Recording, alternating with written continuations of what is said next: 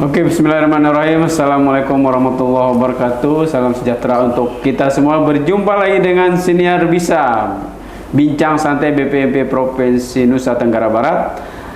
Bersama saya Bang Yos, dan kali ini kita kedatangan tamu. Beliau adalah pengawas SD Kabupaten Lombok Tengah dengan Bapak Ahmad Supriyadi Gunaputra. Ya, gimana kabar betul. Bapak? Alhamdulillah baik. Oke. Mungkin sebelum kita masuk ke ini, boleh Bapak spill sendiri atau perkenalkan Bapak tugasnya di mana, wilayah pengawasannya di mana gitu Pak. Baik, terima kasih, luar biasa saya sudah diundang di acara ini.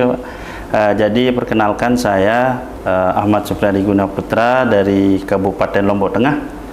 Saya adalah seorang pengawas SD, ditugaskan di Kecamatan Praia Barat. Praia Barat. Ya, bagian selatan. Selatan, ya. Sebelum apa ya? Ini Mandalika. Sebelum Mandalika ya. Tapi saya dekat dengan bandara gitu loh.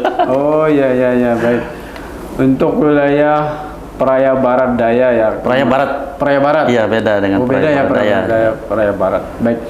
Oke Pak, jadi kita di sini Bapak Ibu teman-teman semua, mungkin nanti kita akan membahas terkait bagaimana penjaminan mutu yang dilakukan oleh Pak Supriyadi di Kabupaten Lombok Tengah, terutama di jenjang SD ini.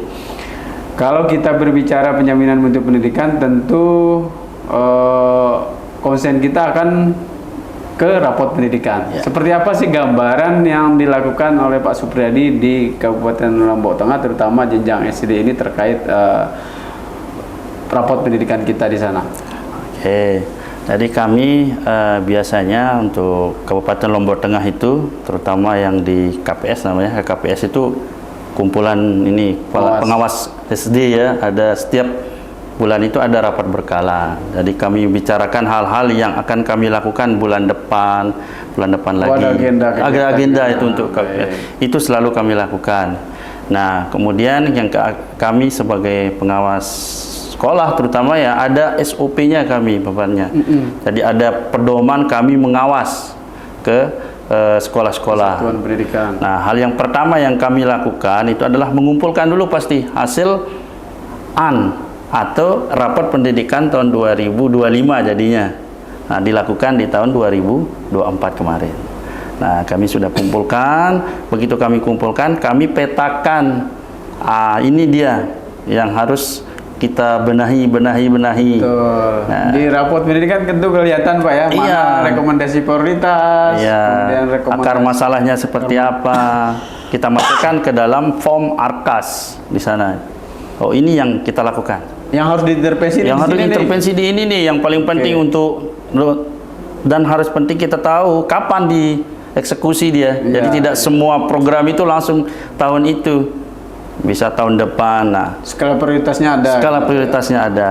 Nah, setelah itu kita berkumpul bersama kepala sekolah nih semuanya.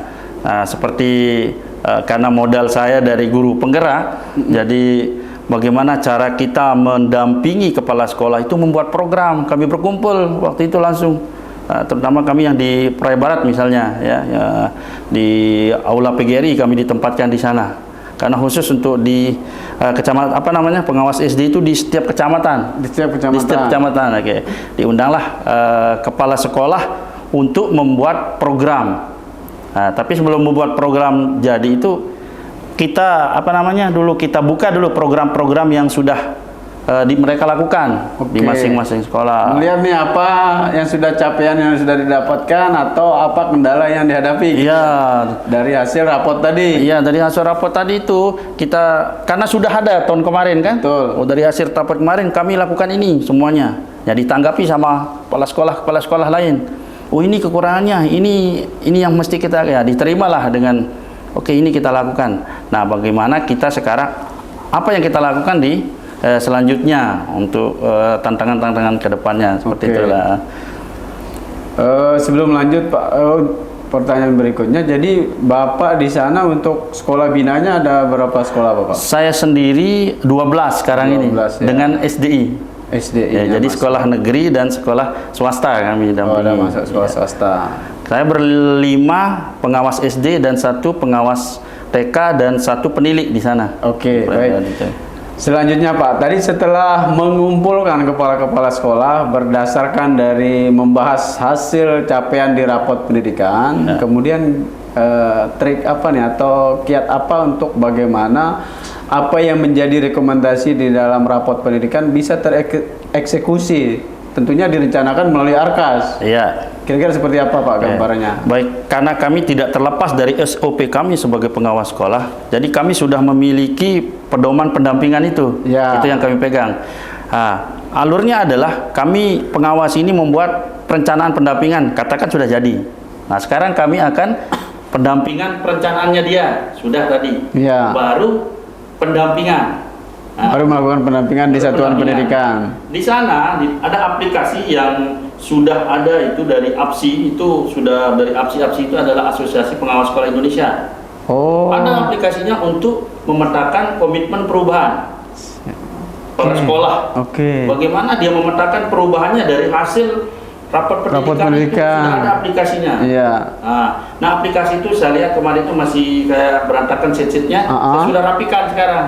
Ada tidak produk Bapak yang terkait sistem ini untuk bagaimana melakukan pengawasan yang bisa efektif dan efisien di lapangan? Redaksi kalimatnya saya sudah rapikan. Oke. Pengawas sekolah tidak terlalu berpikir tentang administrasinya. Jadi kami yang di Lombok Tengah tinggal pilih saja redaksinya. Oh ini apa namanya kepala sekolah komitmennya, tinggal klik-klik aja ngelink dia nanti. Sampai akhirnya mendapatkanlah metode pendampingan nanti kami. Dari hasil itu ada fasilitasinya, ada mentoringnya, ada coachingnya, coaching dan sebagainya gitu ya.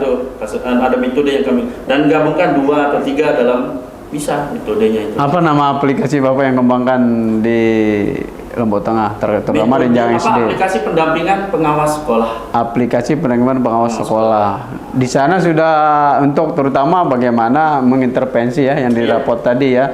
Kalau kita biasanya di literasi numerasi nih Pak. Ya.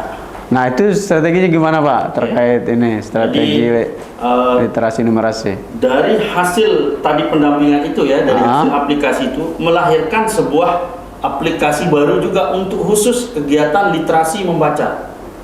Oke. Ya, misalnya kami lihat literasi membacanya itu rendah. Rata-rata kita Pak, rata-rata kita di NTB ya, tidak mungkin tidak, tapi sebagian besar rapot kita di literasi memang masih rendah. Ya. Nah itu seperti apa kiat-kiat yang Bapak lakukan terkait aplikasi ini? Karena kami melihat banyak yang di bawah ya, kompetensi minimum, masih banyak yang merah itu, sehingga lahirlah kemarin itu pertama di Lombok Tengah dan sudah diakui namanya ASI Asli. ASI Asli. ASI Asli, aplikasi sistem literasi. Aplikasi sistem literasi. Sistem literasi, aplikasi aplikasi sistem literasi ya. Kemudian saya melihat di sana, dan ini sudah diundang kemarin yang itu ke umroh kayaknya hadiahnya sudah diajak sama BPMP. Kemudian saya lihat, saya bertanya-tanya dengan teman yang di pengawas itu juga Pak Haji Zazuli. Nah, bagaimana ini kok dia terbatas gitu? Terbatas kalau diakses sama semua guru di Lombok Tengah, terbatas. Yang dipakai itu Kobo Toolbox. Nah, Kobo Toolbox. Penyimpanannya terbatas. Oh iya, cloud-nya ya. Iya, penyimpanannya terbatas, kemudian teksnya hanya 1. Oke. Teks bacaannya hanya 1. Nah, dan di rekap itu secara manual. Tentunya kalau sudah bicara manual lagi ada pekerjaan yang numpuk lagi nih. Terus gimana Pak? Pas mengumpulkan kemarin dinas itu, ribut kemarin itu kan. Ribut sekali. Akhirnya saya berinisiatif, kalau begitu saya harus buat hal-hal yang baru dari sana.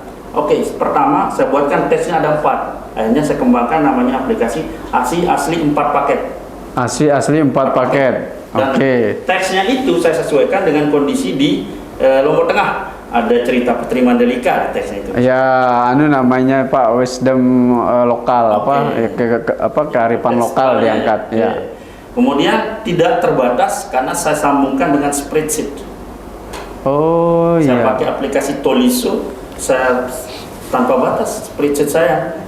Jadi guru dan satuan pendidikan itu bisa menyimpan data sebanyak mungkin. Sebanyak mungkin, silakan se-Indonesia pun saya bisa ditampung di sana. Ya, tinggal kalau itu mungkin saya akan ambil nama sekolahnya, saya buatkan database-nya. Selesai. Dan yang ketiga itu secara online. Jadi tidak perlu Bisa di mana saja dikerjakan oleh Bapak Ibu guru, intinya ada akses internet. Nah, kemudian gini Pak, tadi sudah ada beberapa dijelaskan terkait aplikasi ASI asli ya, sampai ada 4 paket ASI asli. Nah, dampak atau output dari aplikasi ASI asli ini yang Bapak lihat secara langsung di satuan pendidikan seperti apa Pak gambarnya? Tentunya bagaimana ini kan berkaitan untuk rapot pendidikannya kan? baik. Ada namanya satu sekolah dampingan saya, salah satunya ya. Jadi salah satunya ini dan banyak lagi. Dia memiliki nama program namanya Geliga. Geliga, apalagi nih Geliga? Panas hot gitu ya. Kepala sekolah ini namanya Pak Husni Jayadi, SPD MPD. Dia membuat program supaya meningkat literasi dan numerasi di sekolahnya. Namanya Geliga. Geliga, gerakan literasi membaca, gerakan literasi membaca guru dan siswa. Gerakan literasi membaca guru dan siswa. Gerakan literasi Keren. membaca guru dan siswa. Dan sekarang sedang dibuatkan bukunya nih sama beliau nih. Oh, jadi antara Masya Allah. sinergi pengawas sekolah dan kepala sekolah itu kalau bagus. Nah, itu Pak. Jadi SDN Tanah Rarang saya sebut namanya. SDN Tanah Rarang di Praia Barat. Di Praia Barat. Keren ini. Geliga ya. Geliga. Jadi memang itu Bapak Ibu teman-teman Pak pengawas. Jadi kalau kita berbicara pendidikan memang tidak lepas dari semua unsur ekosistem yang ada di masyarakat ataupun di satuan pendidikan. Kita tidak bisa lepas Pak bahwa pendidikan ini tanggung jawab sekolah, bahwa pendidikan tanggung jawab daerah dan pusat, tidak. Jadi semua berkolaborasi dan bersinergi dalam rangka bagaimana meningkatkan mutu pendidikan kita. Kalau salah satunya dari ekosistem ini tidak bergerak, makanya pasti akan ada yang kurang di situ. Nah, tentunya setelah ada beberapa aplikasi, strategi dan sampai terciptanya Geliga tadi ini Pak, tentunya ada hambatan yang dihadapi. Pasti itu. Kira-kira bagi kami Pak, hambatan apa, kemudian solusinya seperti apa sih menghadapi hambatan-hambatan yang Bapak hadapi di lapangan? Baik, yang pertama hambatannya adalah karena terlalu banyaknya himpitan pekerjaan dari atas ke satuan pendidikan, sehingga mungkin fokusnya lebih berkurang, terpecah, ya, untuk melaksanakan mana sini yang prioritasnya ini. Betul. Semua prioritas jadinya. Padahal juga memang di dalam pembelajaran ini ada asesmennya untuk membaca. Kemudian kami kemarin mengadakan lomba setiap sekolah itu untuk kelas literat. Kemudian bagaimana bercerita karena ada FTBI dari kantor bahasa. Kami selalu ikuti. Dan kemudian kemarin alhamdulillah di sekolah di sekolah kami, salah satu sekolah di sana ada yang dapat membaca nyaring juaranya. Di salah satu sekolahnya itu besok saya nanti kita searching ininya Pak, Bapak. Lupa sampai yang juara siapa namanya? Sekolah binaan Bapak tentunya. Baik. Bakat Mulu ya, SDN Bakat Mulu, dia dapat juara 1 untuk membaca nyaring gitu. Hambatannya ternyata tadi ya ada konsentrasi yang terpecah atau fokus terpecah. Dan banyaknya kegiatan. Untuk untuk melaksanakannya di semua sekolah itu perlu ada namanya dari dinas, intervensi dari dinas. Ada dukungan dari dinas, ada intervensi dari dinas. Mereka juga punya pekerjaan lain juga gitu. Jadi tidak harus kami punya aplikasi ini bagus, semua aplikasi bagus, semua program bagus, tapi mana yang didahulukan? Mungkin prioritasnya. Prioritas itu. Dalam hal ini dukungan dari dinas seperti apa Pak? Kami terhadap aplikasi ASI asli ini. Untuk asli yang pertama kemarin semuanya sudah baru selesai ya, jadi baru selesai dilakukan yang ASI asli pertama. Nah, untuk ASI asli yang saya ini masih dalam proses uji publik di kecamatan sendiri dulu. Di kecamatan sendiri. Baru nanti secara perlahan karena baru selesai yang ASI asli pertama kemarin. Betul. Baru selesai dikumpulkan datanya secara manual.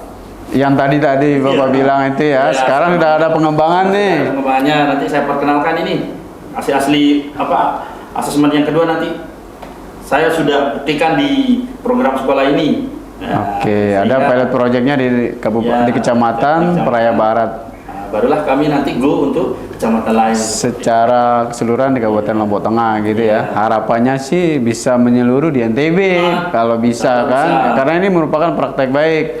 dalam rangka bagaimana melakukan pengawasan untuk meningkatkan intervensi di rapot pendidikan, kan begitu.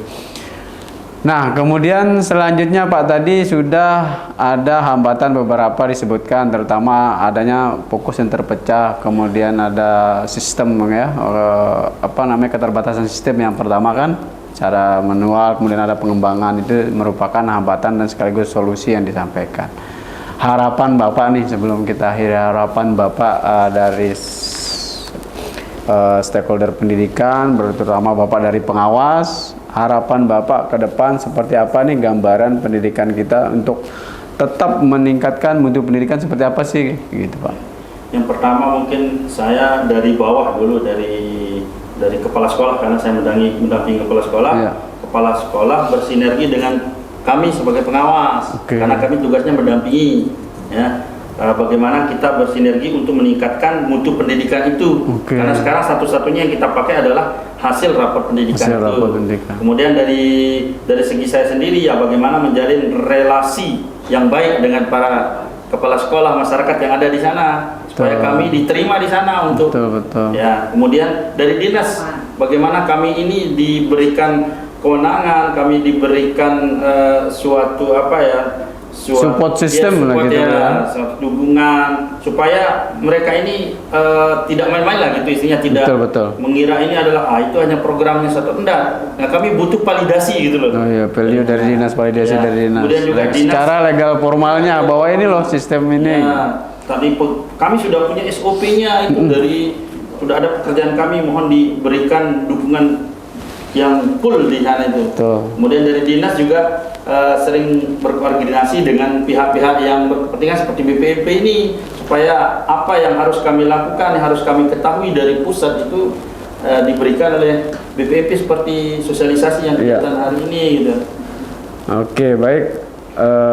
Kalau sedikit kami ambil kesimpulan, ternyata Pak ya, dari berbincang-bincang kita saat ini, cara untuk peningkatan pendidikan itu ternyata tanggung jawab kita bersama. Kolaborasi, sinergitas itu sangat penting. Bapak tadi sampaikan bagaimana kolaborasi dengan masyarakat setempat, keberterimaan mereka di sana penting juga. Kemudian kepala sekolah, guru, satuan pendidikan, dalam hal ini ada wali siswa kan, masyarakat. Kemudian dari dinas juga tidak kalah pentingnya. Kolaborasi semua pihak ternyata. Untuk bagaimana ikhtiar kita meningkatkan pendidikan itu tidak bisa serta-merta hanya berjalan sendiri-sendiri. Ada sinergi dan kolaborasi. Iya. Mungkin seperti itu Pak ya gambarannya. Nanti kalau misalkan ada hal-hal teknis yang ingin kita perdalam, nanti bisa dengan kita koordinasi dengan Pak Ahmad. Iya. Sekali lagi terima kasih Pak sudah berkesempatan hadir di Bincang Santai Siniar BPMP NTB Bisa. Demikian untuk kesempatan kali ini, nanti kita tetap akan menghadirkan bincang-bincang santai pendidikan, bagaimana di NTB ini bahwa pendidikan itu harus bermutu. Seperti tagline Kementerian Pendidikan saat ini, pendidikan bermutu untuk semua. Sekali lagi terima kasih Pak sudah hadir. Mohon maaf sekiranya ada hal-hal yang kurang berkenan. Billahi taufiq wal hidayah. Assalamualaikum warahmatullahi wabarakatuh dan salam sejahtera untuk kita semua.